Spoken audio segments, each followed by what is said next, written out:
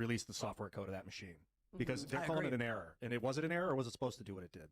Yeah. If these machines are flipping votes intentionally, the more people that vote, the more likely it's going to get found out that they're flipping votes. Oh, so yeah. you should I feel like I see these videos on YouTube of like a dude walking into a shop, and then the shop pulls out his weapon and fires at the guy. And like, they're all on YouTube. And I always hate to pin it on the CCP because I want the United States and China to be allies long term. But like, for them to be like, hey, Alphabet, Google's parent company, money, money, money. You want to roll in China? We don't want you to have certain gun rights things. And like, what are they really trying to get the United States to screw itself by removing its own amendments? Like, come on, like our Constitution is more important than corporate oligarchy, and we cannot let foreigners stop us from exercising our rights and cherishing our rights.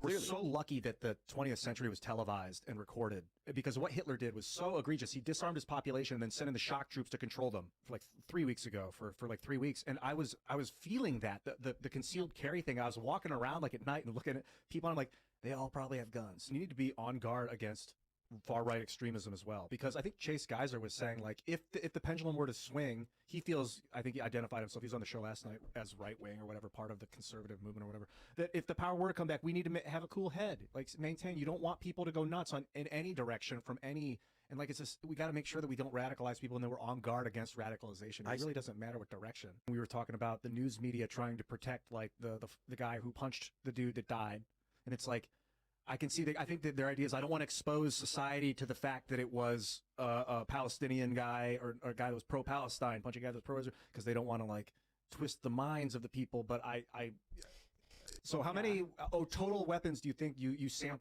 Oh, that's a funny word, shooting. Let's get, Oh, the hickey. You guys called it the Hitler's buzz.